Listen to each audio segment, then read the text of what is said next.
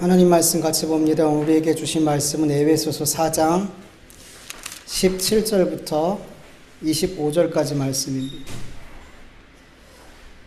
에베소서 4장 17절부터 25절까지 말씀 한 절씩 교독합니다. 제가 먼저 읽습니다. 그러므로 내가 이것을 말하며 주 안에서 증언하노니 이제부터 너희는 이방인이 그 마음이 허망한 것으로 행함같이 행하지 말라. 그들의 중명은 어두워지고 그들 가운데 있는 무지함과 그들의 마음이 굳어짐으로 말미암아 하나님의 생명에서 떠나 있도다. 그들이 감각 없는 자가 되어 자신을 방탕에 방임하여 모든 더러운 것을 욕심으로 행하되 오직 너희는 그리스도를 그같이 배우지 아니하느냐. 진리가 예수 안에 있는 것 같이 너희가 참으로 그에게 듣고 또한 그 안에서 가르침을 받았을진데 너희는 유혹의 욕심을 따라 썩어져가는 구습을 따르는 옛사람을 벗어버리고 오직 너희의 심령을 새롭게 되어 하나님을 따라 의와 진리의 거룩함으로 지으심을 받은 새 사람을 입으라. 같이 읽습니다. 그런즉 거짓을 버리고 각각 그 이웃과 더불어 참된 것을 말하라. 이는 우리가 서로 지체가 됨이라. 아멘. 오늘 본문 말씀은 그러므로라고 시작이 돼요. 즉 앞에 있는 말씀들, 우리가 계속 나눴던 말씀들과 연결이 되는 말씀이라고 보면 돼요. 여러분, 오늘 바울이 성도들에게 부르심을 받은 자로서 합당한 삶을 살라라고 그렇게 권면했죠. 여러분, 부르심에 합당한 삶을 가장 먼저 바울이 언급한 이유는 뭘까요? 부르심에 합당한 삶이 어떤 삶이어야 되죠? 가장 먼저 부르심에 합당한 삶, 우리가 지지난주에 나눴죠. 겸손과 온유와 오래 참음으로 서로 사랑으로 용납하는 것, 그게 부르심을 받은 자들에게 합당한 삶이라고 가장 먼저 이야기했어요. 사랑 가운데서 서로 용납하는 목적이 뭐라 그랬어요? 우리가 서로 사랑 가운데 서로 용납해야 되는 목적이 뭐라 그랬어요? 성령께서 하나 되게 하신 것을 지키기 위해서. 우리 성도들이 예수 그리스도의 몸된 지체잖아요. 우리 성도들이 하나됨을, 서로 하나됨을 연합하고 하나됨을 지켜나가기 위해서 뭐가 필요했던 거예요? 사랑으로 용납하는 거. 여러분, 우리가 왜 성도들이 연합하고 하나 되는 것을 힘써 지켜야 돼요? 왜 그 삶이 필요해요? 하나님이 성삼위 하나님, 세 분 하나님이지만 한 분으로 사랑 가운데 하나로 연합해 계신 하나님 그렇게 존재하고 계시기 때문에 하나님의 백성들의 존재 방식도 그렇게 연합하고 하나 되는 그런 존재로 살아가야 되는 거라는 거예요. 그게 성경은 너무 중요하다라고 생각해요. 우리가 너무 이기적인 세상, 나만 생각하는 삶에서 살다 보니까 이게 중요하지 않게 여겨지는데 성경은 그게 너무 중요하다 그래요. 하나됨과 연합해서 사랑으로 하나 되고 연합하는 삶이 너무 중요하다고 말씀하고 계세요. 그래서 주님은 교회를 만드신 거예요. 십자가에 죽으셔서 교회를 세우신 거란 말이에요. 하나님은 그렇게 존재하고 계시기 때문에. 여러분, 세상의 존재 방식은 누가 중심이라 그랬어요? 내가 중심이라 그랬죠. 세상 사람들도 연합하고 하나 되는 일을 하는 것 같지만 언제나 그 중심에는, 그 연합과 하나됨의 중심에는 내가 있어요. 그래서 나에게 유익하지 않아요. 나에게 손해가 돼요. 그러면 그 연합과 하나 되면 어떻게 된다 그랬어요? 금방 깨지고, 금방 나눠지고, 같이 우리였다가 남이 되더라는 거죠. 그러나 여러분, 아버지 되신 하나님을 따르는 존재 방식으로 살아가는 그리스도인들은 나와 연합하고 하나 된 주의 몸된 지체들, 이들 중에 혹 연약하고 부족하고 나에게 유익보다는 오히려 짐이 될 것 같은 그런 성도들에 대해 온유와 겸손함으로 그리고 오래 참음으로 그를 끊임없이 용납해 주더라는 거죠. 그리고 그 지체가 기쁘고 행복하고 성공하고 형통할 때뿐만 아니라 괴롭고 힘들고 실패하고 망하고 고난의 때에도 그와 함께 하더라는 거죠. 또한 하나님께서 각자에게 주신 은사와 사명을 나를 높이고 나를 세우고 나의 영광을 위해서 사용하는 것이 아니라 주님의 몸된 지체를 위해서 봉사하고 섬김으로 주님의 몸된 성도들을 세우는 일을, 그 일을 위해서 그 은사와 능력을, 그 사명을 바르게 감당하게 되더라는 거예요. 이렇게 그리스도인들은 세상 사람들의 존재 방식과 완전히 다른 존재 방식으로 연합과 하나됨과 함께함을 지키는 이 삶을 살아가기 위해 애쓰는 삶을 살더라는 거예요. 세상과 완전히 달라요, 여러분. 그리고 오늘 본문 17절에서 24절까지 말씀을 보면 예수 그리스도로 머리로 연합하고 하나 되고 함께하는 우리 그리스도인들은 옛사람을 버리고 새 사람을 입어야 된다라고 말씀하고 있어요.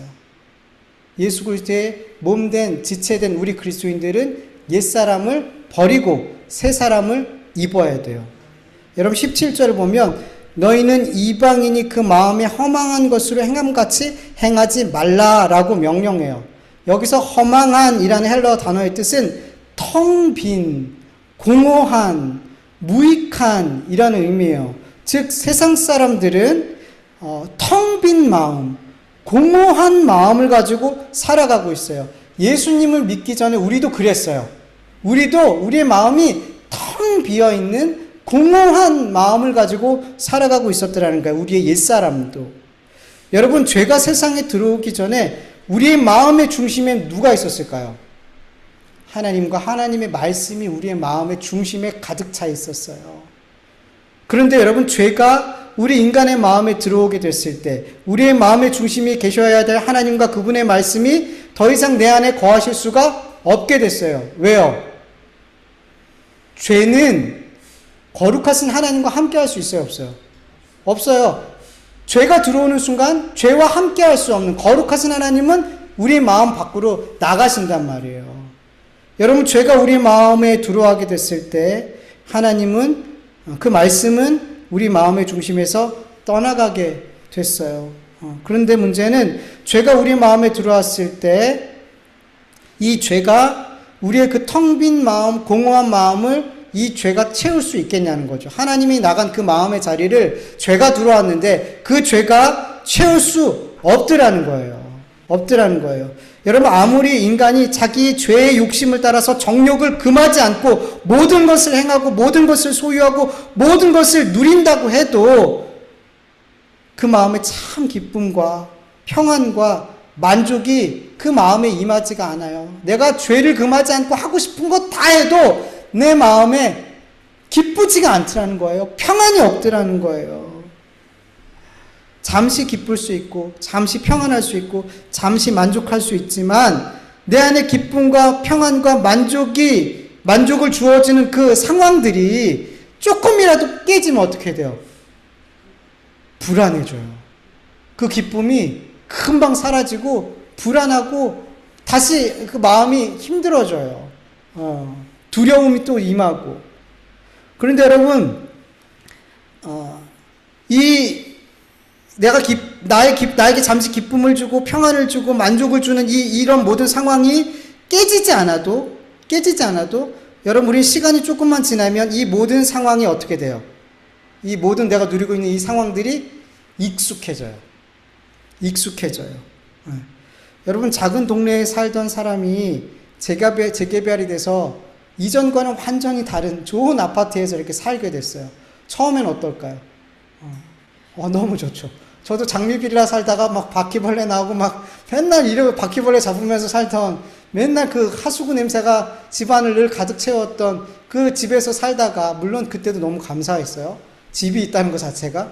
근데 거기서 지금 살고 있는 작은 아파트로 이사했을 때 너무나 이 감격과 이 행복한 게 그냥 너무 가시지를 않는 거예요. 너무 행복하고 만족스럽고 너무 좋다.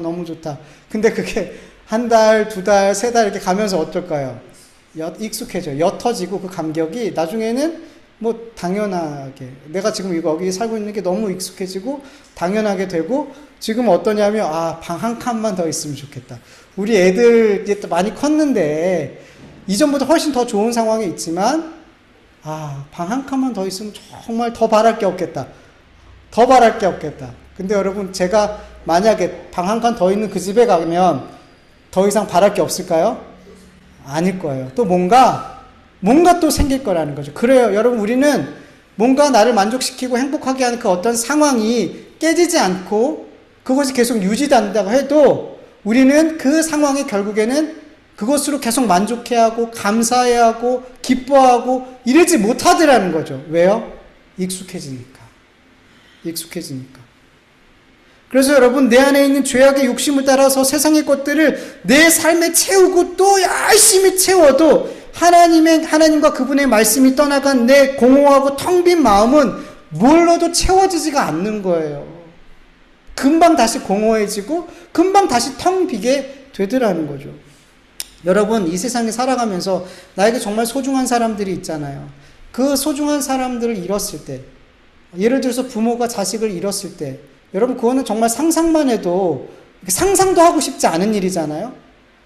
근데 그런 분들이 있잖아요. 그런 분들이 주변에 있잖아요.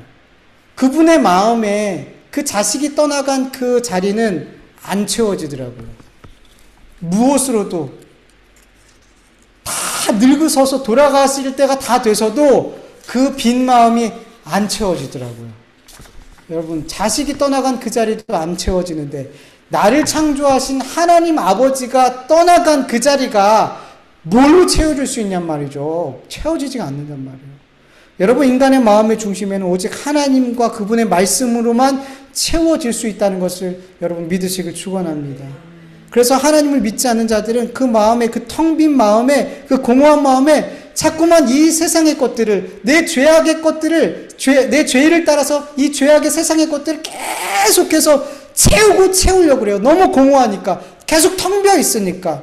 그래서 열심히 돈도 벌어보고, 권세도 얻어보고, 인기도 누려보고, 외모도 아름답게 만들어보고, 좋은 배우자도 만들어보고, 지식도 많이 쌓아보고, 오래오래 살면서 세상의 것들을 많이 누리고 경험해봐도 그 텅 빈 마음은, 그 공허한 마음은 안 채워지더라는 거죠. 안 채워져요. 여러분, 이 세상의 그 모든 것으로도 그 마음이, 그 텅 빈 마음, 공허한 마음이 채워지지 않는 결정적인 이유가 뭐냐면 18절 말씀처럼 그들은 하나님의 생명에서 떠나 있기 때문이에요. 하나님이 그 마음에서 떠나간 사람들은 하나님의 생명에서 떠나 있다라고 성경은 말씀하고 있어요. 생명이 없는 거예요. 여러분, 생명보다 중요한 게 이 세상에 있을까요? 우리의 육신의 생명만 봐도 우리의 생명보다 중요한 거는 없죠. 아무리 많은 재물을 모아도 통장에 수천억이 있어도 내일 죽으면 그 많은 재물이 무슨 의미가 있어요? 내가 세상 사람들이 부러워할 만한 큰 성공을 이뤄냈어요. 최선을 다해서 수십 년 노력해서 어느 자리에서 꼭대기까지 올라갔어요. 근데 내가 그 다음날 죽으면 내가 쌓아놓은 이 성공의 탑이 무슨 의미가 있어요? 아무것도 아니죠. 내가 이 세상에서 가장 큰 권세, 세상의 왕이 돼도 내일 죽으면 이 권세가 무슨 유익이 있냐는 거죠. 죽음 앞에서. 여러분, 누가복음 12장 16절에서 20절까지 예수님은 이런 비유를 들어주세요. 또 비유로 그들에게 말하여 이르되 한 부자가 그 밭에 소출이 풍성함에 중심에 생각하여 이르되 내가 곡식 쌓아둘 곳이 없으니 어찌할까 하고 또 이르되 내가 이렇게 하리라 내 곡간을 얼고 더 크게 짓고 내 모든 곡식과 물건을 거기 쌓아두리라. 또 내가 내 영혼에게 이르되 영혼아 여러 해 쓸 물건을 많이 쌓아두었으니 평안히 쉬고 먹고 마시고 즐거워하자 하리라 하되 하나님은 이르시되 어리석은 자여 오늘 밤에 내 영혼을 도로 찾으리니 그러면 내가 준비한 것이 누구의 것이 되겠느냐 하셨으니. 아멘. 아무리 창고에 통장에 수년 수십 년을 먹고 살 수 있는 물질을 저축해 놔도 나는 이제 그냥 누리기만 하면 돼. 이 세상의 것 많이 먹고 마시고 가고 싶은데 다 가고 보고 싶은 거 다 보고 나는 누리면서 살면 돼 라고 생각할 때 하나님께서 내가 너의 생명을 오늘 밤에 데려가면 네 것 다 누구 것이 될까? 그게 너에게 무슨 의미가 있을까? 죽음 앞에선 그 모든 것이 아무 의미가 없게 돼버리더라는 거죠. 여러분, 세상에 그 어떤 가치 있고 중요하고 귀하고 아름다운 것도 죽음 앞에서는 아무것도 아닌 것이 돼버려요. 마가복음 8장에 이런 말씀이 있어요. 사람이 만일 천하를 얻고도 자기 목숨을 잃으면 무엇이 유익하냐? 뭐가 유익하니? 천하를 얻어도 네 생명 잃으면 그게 너에게 뭐가 유익한 거니? 그래서 여러분, 하나님의 생명에 떠나 있는 자는 모든 것을 의미 없게 만드는 그 죽음을 두려워할까요? 안 두려워할까요? 너무 두려워요. 네. 그리고 이 죽음의 두려움에서 벗어날 수가 없어요. 죽음의 문제는 돈으로 해결이 안 돼요. 큰 권세와 명예와 인기와 이 세상에 있는 어떤 힘으로도 이 죽음의 문제는 해결이 되지 않더라는 거예요. 그래서 여러분, 하나님의 생명이 없는 자들은 자기의 모든 것을 의미 없게 만드는 이 죽음을 깊이 생각하지 않으려고 그래요. 아니, 그 죽음이 나에게는 오지 않을 것처럼 생각하면서 살아요. 네. 그리고 마치 자기가 이 땅에서 계속해서 살 것처럼 생각하고, 그렇게 생각하고 사니까 어떻게 해요? 나이가 들어서도 계속해서 이 세상의 것들에 욕심을 내면서 살아요. 그렇게 많은 돈을, 그렇게 큰 성공을 했는데도 더 많이 벌려고 그러고 더 성공하려고 그래요. 이제 좀 나이가 들고 죽을 날이 얼마 남지 않았으면 나누고 베풀고 사랑하고 뭐 이런 삶을 살면 너무 좋을 것 같은데 더 욕심내고 그렇단 말이에요. 왜? 내가 죽지 않을 것처럼 생각이 되는 거예요. 죽음에 대해서 생각하고 싶지 않은 거예요. 그리고 계속 모으고 계속 가지려고 해요. 근데 성경은 이렇게 말해요. 전도서 5장 15절 세번역, 어머니의 태에서 맨몸으로 나와서 돌아갈 때에도 맨몸으로 간다. 수고해서 얻은 것을 하나도 가져가지 못한다. 디모데전서 6장 7절, 우리가 세상에서 아무것도 가지고 온 것이 없음에 또한 아무것도 가지고 가지 못하리니. 아멘. 아무리 욕심을 내서 이 세상의 것들을 많이 소유한다 할지라도 죽을 때 다 놓고 가죠. 다 놓고 가요. 모르는 사람 없어요. 근데 마치 모르는 것처럼 살아요.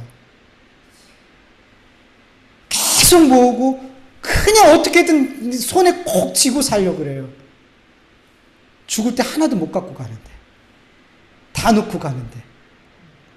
그래서 사람들이 예전에 왕 같은 경우, 황제들 같은 경우 어떻게 했어요? 죽을 때 군사들을, 아내들을 같이 묻었죠. 같이 가라고. 왜냐하면 이 죽은 이후에도 가져갈 수 있을 것처럼 생각하고 싶은 거예요. 사람들은 그렇게 생각하고 싶은 거예요. 여러분, 죽음을 생각하고 싶지 않고 산다는 것은, 죽음을 의식하면서 살고 싶지 않다는 것은 여러분 그만큼 죽음에 대한 두려움이 큰 거예요. 죽음에 대한 두려움이 크면 클수록 죽음과 반대되는 삶을 살려고 그러는 거예요. 죽음이 생각나지 않는 삶을 살려고 하는 거예요. 이 땅에서 나의 삶이 영원할 것처럼 사는 거예요. 내 소유가 영원할 것처럼 그렇게 끝없이 욕심부리면서 살아가려고 하는 거예요. 여러분, 사람들은 그렇게 죽음에 대한 두려움을 생각하고 싶지 않고 의식하고 싶어 하지 않고 살아가고 있지만 사실은 그들의 그 삶 자체가 죽음을 의식하고 죽음을 되게 두려워하면서 사는 삶이라는 거예요, 사실은. 여러분, 하나님의 생명에서 떠난 자리, 그 자리는 어떤 것으로도 채울 수가 없어요. 그 자리를 이 세상의 무익한 것으로 계속 채워보려고 발버둥 치면서 살아가지만 그럴수록 내 안에 하나님의 생명이 없다는 것만 계속해서 확인되어질 뿐이에요. 죽음이 더 두려워질 뿐이에요. 여러분, 이 세상에서 발버둥 치며 마치 죽음이 없을 것처럼 영원히 살 것처럼 그렇게 막 발버둥 치며 이 세상의 것들을 막 소유하려고 애쓰면 애쓸수록 여러분, 죽음에 대한 두려움은 더 커져요. 여러분, 내가 더 많이 가지면, 더 높은 곳으로 올라가면, 나에게 이제 더 이상 대적이 없으면 괜찮을 것 같잖아요. 근데 여러분, 그럴수록 내가 더 많은 것을 소유할수록 죽음은 더 두려워요. 그래서 여러분, 유명한 진시 황제라든지 모든 것을 가진 사람들은 뭐 하려고 그랬어요? 불로초 찾고 오래 살고 죽지 않고 싶어 했어요. 너무 많이 가진 사람들은 누구보다도 죽음을 두려워하더라는 거예요. 죽지 않고 싶어 하더라는 거죠.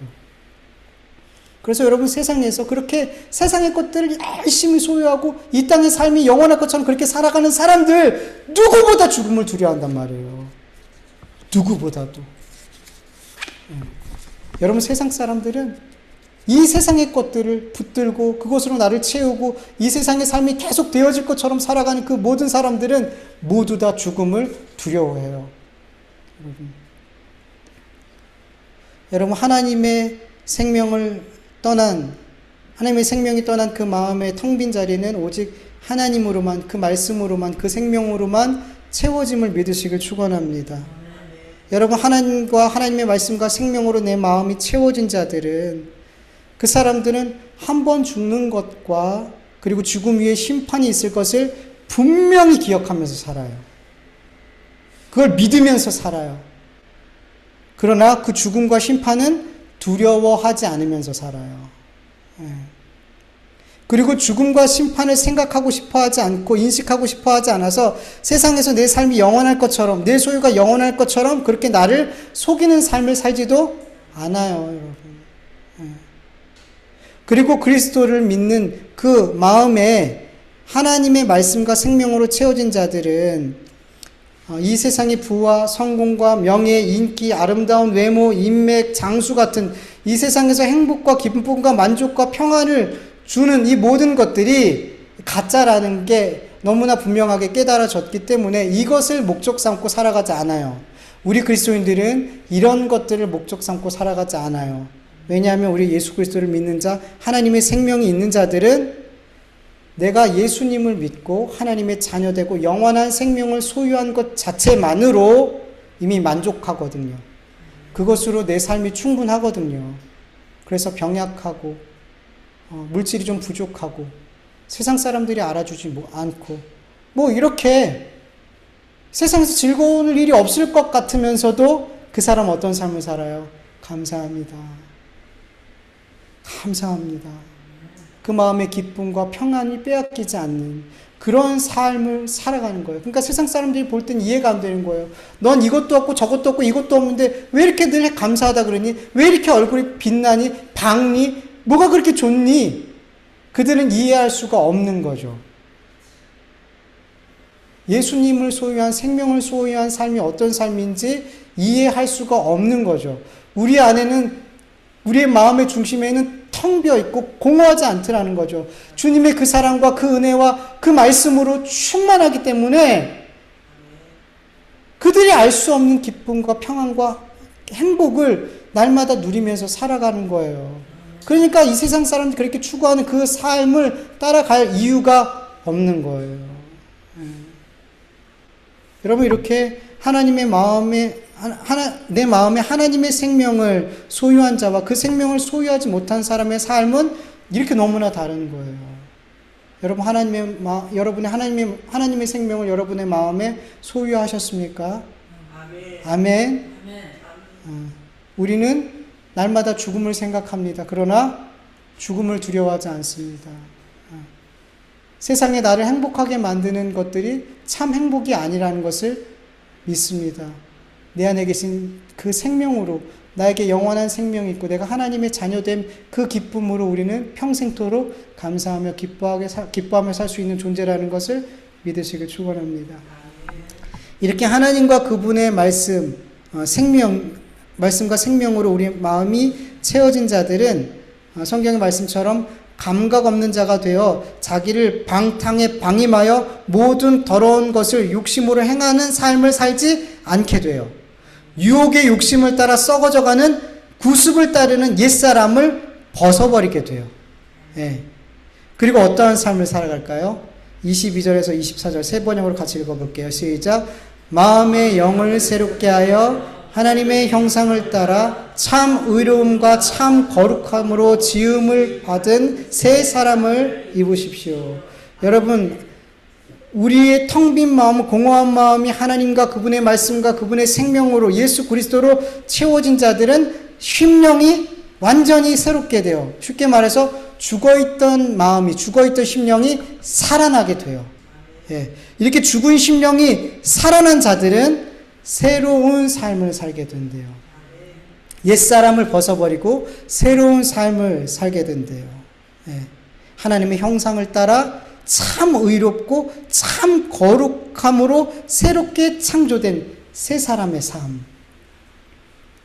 이 삶이 어떤 삶일까요? 옛사람을 버리고 하나님의 형상을 따라 참 의롭고 참 거룩하게 창조된 새 사람의 삶은 어떤 삶일까요? 에베소서 4장 25절에서 에베소서 6장 끝까지 옛사람을 벗어버리고 새 사람을 입은 사람의 삶이 어떤 사람인지에 대해서 쭉 이야기하고 있어요. 우리는 이제 그 부분에 대해서 계속 나누게 될 거예요. 그 새 사람을, 옛사람을 벗어버리고 새 사람을 입은 그 삶의 모습, 첫 번째를 바울은 뭘 이야기했을까요? 25절에서 세 번역으로 보면, 그러므로 여러분은 거짓을 버리고 각각 자기 이웃과 더불어 참된 말을 하십시오. 우리는 서로 한 몸의 지체들입니다. 아멘. 하나님의 형상을 따라 참 의로움과 참 거룩함으로 새롭게 창조된 새 사람의 삶은 첫 번째, 거짓을 버리는 거예요. 거짓을 버리는 거. 여기서 거짓을 버리고, 여기서 버리고라는 헬라어 단어는 22절에 옛사람을 벗어버리고, 여기서 벗어버리고와 같은 단어예요. 헬라어로 보면 같은 단어예요. 그러니까 무슨 말이냐면, 새롭게 창조된 새 사람을 입은 자들은 거짓말을 하는 옛사람의 삶을 벗어버리는 삶을 산대요. 거짓말을 하는 옛사람의 삶을 벗어버리는 삶. 골로새서 3장 9절 10절에도 이렇게 말씀하고 있어요. 너희는 서로 거짓말을 하지 말라. 옛사람과 그 행위를 벗어버리고 새 사람을 입었으니 이는 자기를 창조하신 이의 형상을 따라 지시기까지 새롭게 하심을 입은 자니라. 아멘. 똑같은 말씀을 하고 있죠. 여러분, 거짓말하는 옛사람은 누구에게 속해 있는 사람일까요? 마귀에게 속해 있는 사람이에요. 요한복음 8장 44절 보면 너희는 너희 아비 마귀에게 났으니 너희 아비의 욕심대로 너희도 행하고자 하느니라. 그는 처음부터 살인자요 진리가 그 속에 없으므로 진리에 서지 못하고 거짓말을 할 때마다 거짓을 말할 때마다 제 것으로 말하나니 이는 그가 거짓말장이요 거짓의 아비가 되었습니다. 여러분, 마귀는 거짓의 아비예요. 우리 옛사람은 거짓의 사람이에요. 거짓을 달고 다니고 그 마음이 부패하여 계속 거짓을 계속 쏟아내는 사람이라는 거죠. 왜요? 우리는 누구의 자녀였기 때문에. 우리 옛사람은, 그리고 세상에 속한 사람은 마귀의 자녀예요. 그래서 아버지를 따라서 계속해서 뭘 하는 거예요? 거짓말을 하는 거예요. 여러분, 마귀를 따라서 마귀의 자녀가 돼서 그렇게 계속 거짓을 입에 두고 그 마음에 거짓을 두고 살면 그 옛사람을 따라서 살면 결국 어떻게 될까요? 요한계시록 21장 8절, 22절, 22장 15절 한번 읽어볼게요. 시작. 그러나 두려워하는 자들과 믿지 아니하는 자들과 흉악한 자들과 살인자들과 음행하는 자들과 점술가들과 우상숭배자들과 거짓말하는 모든 자들은 불과 유황불로 타는 못에 던져지리니 이것이 둘째 사망이라. 개들과 점술가들과 음행하는 자들과 살인자들과 우상숭배자들 및 거짓말을 좋아하는 지어내는 자들은 다 성 밖에 있으리라. 아멘. 여러분, 성경에서 거짓말하는 자는 흉악한 자, 살인자, 음행하는 자, 우상숭배, 믿지 않는 자, 흉악한 이런 사람과 똑같은 사람이 어떤 사람이래요? 거짓말하는 사람이래요. 네. 똑같은 사람이래요. 그리고 이들은 어디를 가요? 어디에 던져진대요? 불못에 던져진대요. 지옥에 던져진대요. 여러분, 단순히 거짓말을 했기 때문에 지옥에 던져지는 게 아니에요. 여러분, 거짓말하는 게 왜 이렇게 무섭냐면, 거짓말하는 자들의 속에는 뭐가 없대요? 진리가 없대요. 거짓말하는 자들에게는 진리가 없대요. 여러분, 진리가 없다는 건 그 속에 곧 성령님이 계시지 않는다는 뜻이고 예수 그리스도를 믿지 않는다는 거예요. 왜냐하면 성령님과 예수님이 곧 진리이기 때문에 요한복음 15장 26절 내가 아버지께로부터 너에게 보낼 보혜사 곧 아버지께로부터 나오시는 진리의 성령이 오실 때에 그가 나를 증언하실 것이요. 요한복음 14장 6절 예수께서 이르시되 내가 곧 길이요 진리요 생명이니 나로 말미암지 않고는 아버지께로 올 자가 없느니라. 예수님과 성령님이 곧 진리란 말이에요. 근데 거짓말하는 자는 그 속에 진리가 성령님이 예수님이 없대요. 그리고 더 나아가서 거짓말하는 자들은 진리가 없기 때문에 하나님의 계명을 지켜요, 못 지켜요? 하나님의 말씀, 진리가 없는데 어떻게 하나님의 말씀을 지킬 수가 있어요? 못 지킨단 말이에요. 순종하지 못한단 말이에요. 요한일서 2장 4절 세번역으로 보면 하나님을 알고 있다고 하면서 하나님의 계명을 지키지 아니하는 사람은 어떤 사람이다? 거짓말하는 사람. 그 속에 뭐가 없다? 진리가 없다. 정확하게 말씀하고 있잖아요. 여러분, 거짓말하는 사람은 그 속에 진리가 없어요. 그래서 뭘 못해요? 하나님의 계명에 순종하지 않는다는 거죠. 그래서 단순히 거짓말했기 때문에 지옥에 가는 게 아니라 진리가 그 속에 없기 때문에 지옥에 가는 거예요. 예수님이 없기 때문에, 성령님이 없기 때문에, 하나님의 말씀에 순종하지 않기 때문에 지옥에 가는 거예요. 여러분, 이렇게 거짓말은 결코 가볍게 다룰 수 있는 죄의 문제가 아니라는 거예요. 성경은 거짓말을 아주 무겁게 심각하게 다루고 있다는 거 여러분 명심하셔야 돼요. 그런데 여러분 그리스도인조차도 사실 이 거짓말에 대해서 무겁게 생각하지 않아요. 왜냐하면 이 온 세상이 뭘로 가득 차 있어요? 온 세상이 거짓으로 가득 차 있어요. 여러분. 그래도 예전에는 거짓말하고 들통나고 하면 어떻게 해요? 좀 민망해 하잖아요. 그리고 창피하게 하고 또 거짓말하면 인정도 하고 하잖아요. 제가 어렸을 때만 해도 좀 그런 분위기였었던 것 같아요. 근데 요즘 얼마 지나지 않았는데 요즘은 어때요? 거짓말하고 들통이나도 민망해 하지도 않고 창피하지도 않고 시인하지도 않고 오히려 거짓말이 진실처럼 되는 경우, 이런 경우들이 너무 많은 거예요. 시대가 얼마 차이 안 나는데 너무나 달라졌더라는 거죠. 여러분 로이터 저널리즘 연구소에서 해마다 뉴스 신뢰도를 조사해요. 해마다. 우리나라가 올해 몇 등을 했을까요? 꼴등했어요. 우리나라 언론 신뢰도가 꼴찌예요. 세계에서. 한국 뉴스의 신뢰도가 28%. 28%밖에 안 돼, 신뢰도가. 그러니까 그만큼 언론이 뭐 한다는 거예요? 거짓말을 많이 한다는 거예요. 너무 많은 거짓말이 나온다는 거예요. 그래서 신뢰도가, 언론 신뢰도가 꼴찌예요. 우리나라 너무 잘 살잖아요. 너무 훌륭한 나라 아니에요? 근데 언론에 대한 신뢰가 꼴찌라는 게 이거는 이해할 수가 있나요, 여러분? 여러분 또 있어요. 영국의 싱크탱크 레가툼 2023년 번영지수에 한국의 OECD 국가 중, 한국은 OECD 국가 중에 사법 신뢰도가 몇 등일까요? 꼴찌예요. 그리고 전 세계 167개국 가운데 사법 신뢰도가 몇 등일까요? 우리나라 선진국이에요. 167개국 가운데 155등이에요. 그 밑에는 다 공산국가나 말도 안 되는 그런 국가들이겠죠. 그 국가에 인접해 있어요. 우리나라 사법제도의 신뢰도가.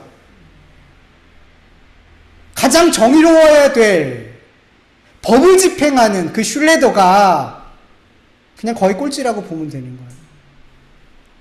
지금 우리가 이 나라에 살고 있는 거예요. 여러분, 이렇게 거짓이 너무 익숙하고 너무 자연스러운 이 죄악된 사회에서 우리 그리스도인들이 살아가고 있기에 우리 역시도 거짓말을 하고 거짓된 행동을 하는 게 그렇게 큰 잘못을 지은 것처럼 생각이 안 되더라는 거예요. 여러분, 제가 사역했던 곳에서도 몇몇 목사님들이 얼마나 거짓말을 많이 하는지 정말 충격을 많이 받았어요. 너무 속상한 건 설교할 때도 너무 아무렇지 않게 거짓말을 해요. 제가 그분의 그 설교의 내용을 아는데 그것과 정반대되는 이야기를 정말 아무렇지도 않게 해요. 설교 밑에서는 뭐 더 말할 것도 없었어요. 강대상 아래서 나가서는 뭐 더 말할 것도 없었어요. 이렇게 얘기하고 돌아서자마자 거짓말하세요. 이런 몇몇 목회자들을 봤어요. 믿는 자들도, 목회자라고 불리는 자들도 너무 쉽게 거짓말을 하는 세상이 그래요, 여러분. 우리가 그런 세상에 지금 살고 있는 거예요. 멀리 보지 않아도 되죠. 내 삶을 보세요. 믿는다고 하지만 나도 모르게 툭툭 거짓말이 튀어나오는 우리의 모습을 보잖아요.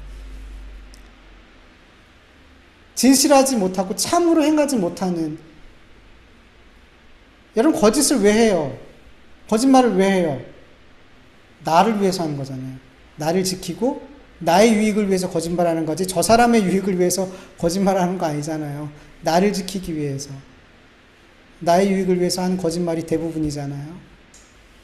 그래서 우리는 나를 지키기 위해서, 나의 유익을 위해서 아무렇지도 않게 거짓말을 하고 거짓 행동들을 하는 경우들이 너무 많잖아요.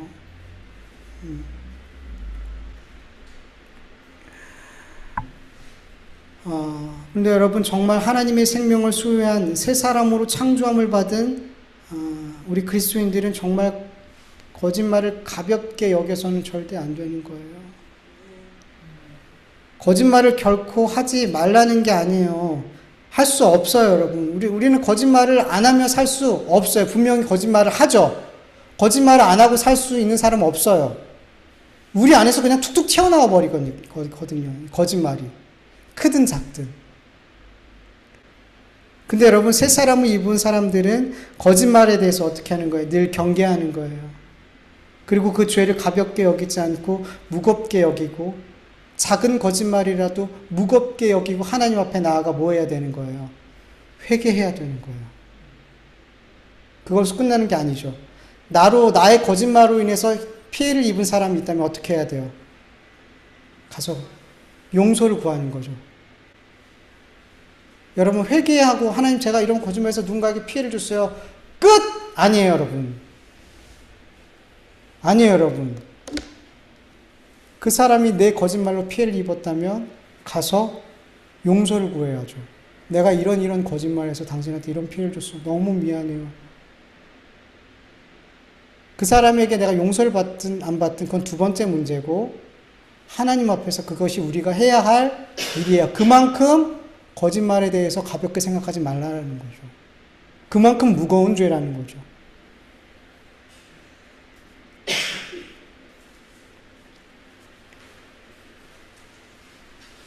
여러분, 우리가 거짓말을 미워하고 참된 말을 하는 그 삶을 계속 살기 위해서 정말 중요한 거는 뭐냐면, 참되신, 진리되신 하나님의 말씀을 계속 가까이 하는 거예요. 우리가 거짓말을 멀리하고 거짓말을 계속 경계하며 살 수 있는 것은 진리된, 참되신 하나님의 말씀을 가까이 하는 것. 시편 119편 104절을 보면, 주의 법도로 말미암아 내가 명철하게 되었으므로 모든 거짓 행위를 미워하나이다. 아멘. 여러분, 주님의 말씀을, 우리가 복음을 가까이 하고 그것으로 내 마음이 충만할 때 우린 거짓된 행위를 어떻게 하게 돼요? 미워하게 된대요. 미워하게 된대요. 여러분, 너무 분명해요. 우리가 하나님의 말씀과 멀어지면 우린 세상과 가까워져요. 거짓말하는 게 아무렇지도 않게 돼요. 근데 여러분, 하나님의 말씀과 우리가 가까이 있으면 죄악과 거짓과 이런 것들에 대해서 되게 예민해지거든요. 그런 것들을 경계할 수 있게 되거든요. 그런 것들이 미워지거든요. 그래서 여러분, 하나님의 말씀을 여러분 정말 가까이 하셔야 돼요. 여러분, 정말 짧은 시간이라도 매일 성경을 읽으세요. 정말 짧은 시간이라도 하나님의 말씀을 읽고 그 말씀 속에서 하나님 내 삶을 짧게라도 비추시고 그 말씀을 마음에 두세요. 이 말씀이 나를 지켜주신단 말이에요.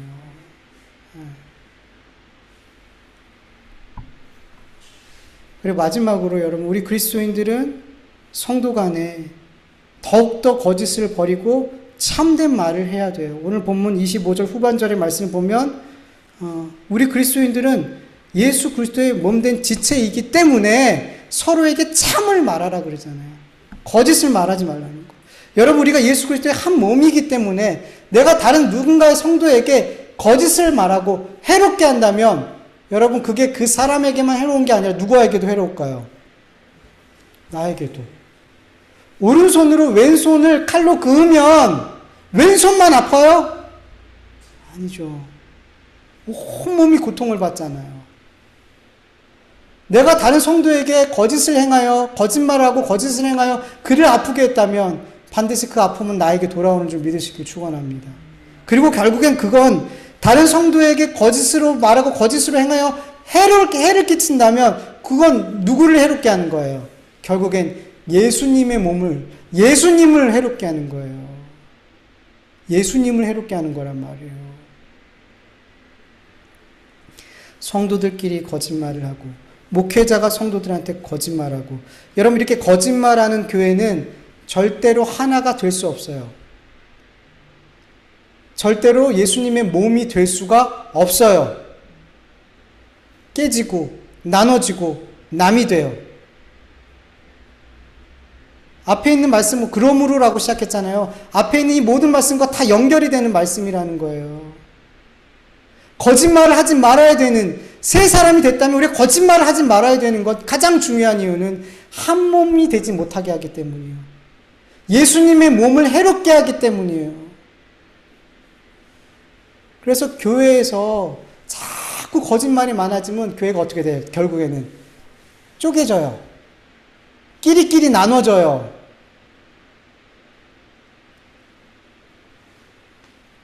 근데 안타까운 건 세상만큼 교회도 만만치 않게 거짓말이 많더라는 거죠.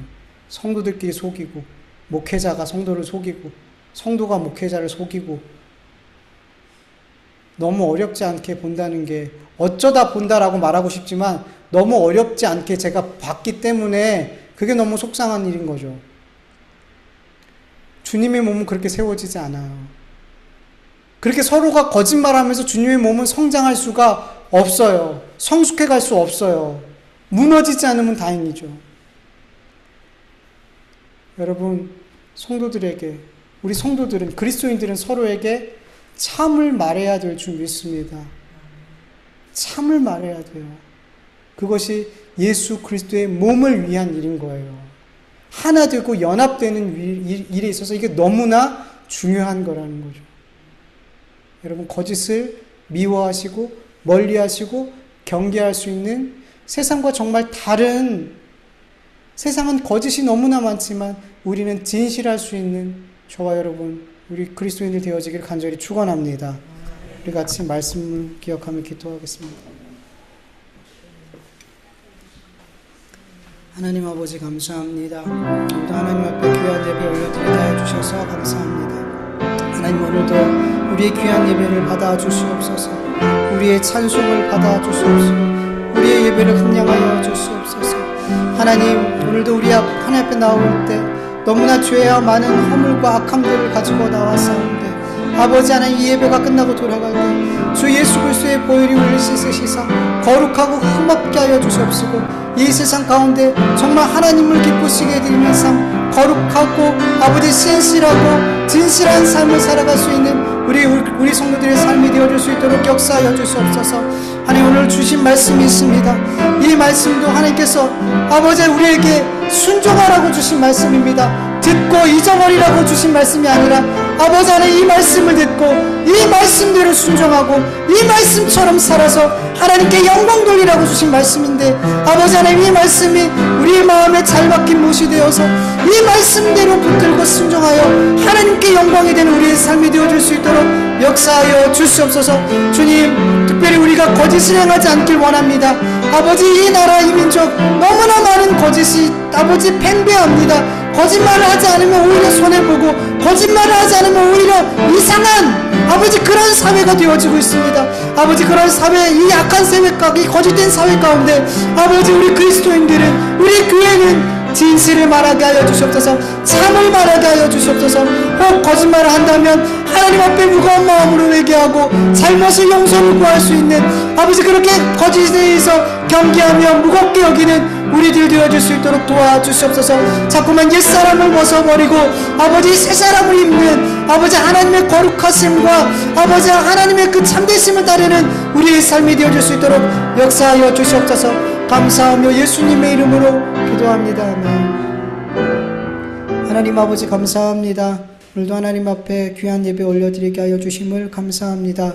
이 예배를 통해서 우리의 마음과 우리의 영과 우리의 삶이 더 능력 있게 하시고 예수 이름을 힘입어 더 힘있게 하시고 이 세상의 모든 악한 것들을 이 영적인 싸움에서 승리할 수 있도록 아버지 우리에게 또 새로운 힘을 능력을 허락하여 주시옵소서. 하나님 아버지, 오늘도 주신 말씀이 있는데 이 말씀들 가운데 한 말씀이라도 내 마음에 하나님의 말씀으로 음성으로 들려져서 순종되게 하여 주시옵소서. 아버지, 듣고 잃어버리는 말씀이 아니라 새가 악한 마귀가 물고 가는 아버지 하는 그런 말씀이 되지 않도록 아버지 우리의 마음의 심령에 이 말씀들이 옥토와 같은 마음에 뿌려져서 아버지 결실할 수 있는 말씀이 되어줄 수 있도록 역사하여 주시옵소서. 하나님 앞에 귀한 예물 올려드렸사오니 이 예물들을 하나님께서 기뻐 받으시는 곳에 잘 사용되어질 수 있도록 역사하여 주시옵소서. 우리 성도들의 형편과 아버지 삶의 모습을 잘 아십니다. 어려움을 잘 아십니다. 하나님께서 이 하나님의 나라와 그 의를 먼저 구할 때마다 하나님께서 우리의 필요한 모든 것을 채워주실 줄 믿사오니 먼저 우리가 그 나라와 그 의를 구할 수 있는 늘 그것이 우선이 될 수 있는 우리 모두가 되게 하여 주시옵소서.